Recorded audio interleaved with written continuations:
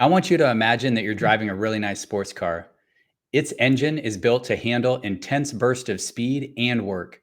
But if you constantly keep it running at 9,000 RPMs, even when you're just in your driveway, the car would get damaged, right? And ironically, high performers can see this is true for a car, but it takes a lot more practice for them to see how this is so true for themselves in terms of their energy and physical performance.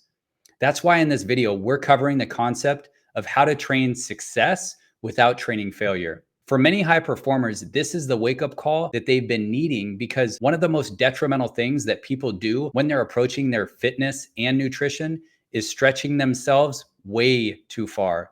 Whether that be with stretching their food intake too thin, or stretching their energy and their physical bodies too far, and pushing themselves to do more than is actually good for them. I mean that in both a physical capacity, in terms of lifting weights and pushing their heart rate, and in terms of nutritional choices. And I also mean that in terms of continuing to show up expecting results at the same time that they're repeating conversations that focus on failure. So grab your playbook and turn to page 28.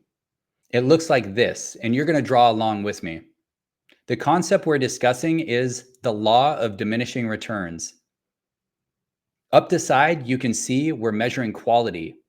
And along the bottom, we're measuring the amount of exercise, food, and mental focus that you give something. So when I say exercise, I mean the intensity, the hours, and the frequency that you put in. When I say food, I mean caloric intake and your macro ratios, as well as the quality. And when I say mental effort, I mean your stress levels, your awareness of your attitude, and your skills at directing your thoughts. With the law of diminishing returns, the relationship between quality and amount looks like this. What this means is that in the beginning, as you increase the amount of exercise, food, and mental effort, you experience significant improvements in quality, such as enhanced fitness, better nutrition, and increased motivation. But then you can see that the quality peaks right here. This is what we call the success peak. It's where you experience the highest level of quality, the greatest benefits for your effort, the biggest bang for your buck, right? However, as you continue to ramp up these inputs, the improvements in quality start to level off and then fall. This decrease in quality occurs because your body and mind can only handle so much before they actually reach their limits.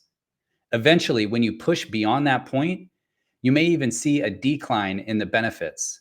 So back to the car analogy we started with. This is like if every single time that you get into that beautiful sports car, you're not just revving up the maximum RPMs, but you're keeping the engine working extremely hard, even in those school zones or at stoplights. In terms of your fitness and nutrition, this decline can manifest as fatigue, stress, or burnout, illustrating that more isn't always better. I mean, sure, you can push yourself through the extremes, but is it worth it? When we look at the diminishing returns, we see the answer is no. So as a high performer, it's crucial for you to be aware of this because it allows you to stay on the success peak when it comes to your exercise, nutrition, and mental focus without falling down this little hill into diminishing returns. When you're on your success peak while you take action on your fitness and nutrition, that's when you're training success. That's when you're seeing results and the benefits and gains. And when you're anywhere else, or when you push yourself too far and stress yourself too thin, that's when you're training failure. That's when you're doing all of the things, but nothing seems to be working. The results aren't happening. The problem with training failure is that it's a struggle to even get the smallest results, if any, and it's even tougher to keep them. You can't stay balanced on your success peak when you're focused on other people, or when you're comparing yourself to what should be, or when you're distracted, or when you're exhausted, or when you're angry, or when you're so stressed that you're out of control. The secret to staying on the success peak is noticing when you're starting to tip and roll ever so slightly down the side. We call that the slide.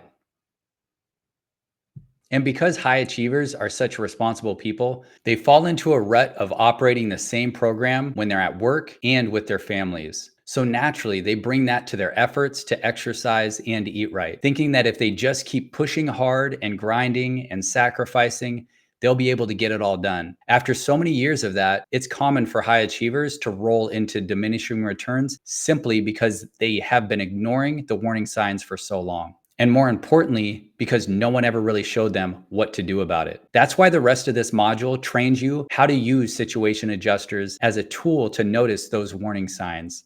And instead of just enduring a painful slide down, you'll develop the ability to hit the brakes, make an adjustment, and stay up here where you are optimizing your performance. You're quickly going to see that this skill is not only essential for the process of getting fit, but also for the process of staying fit. So excellent job completing the drawing and notes for your success peak. Let's move on. See you in the next video.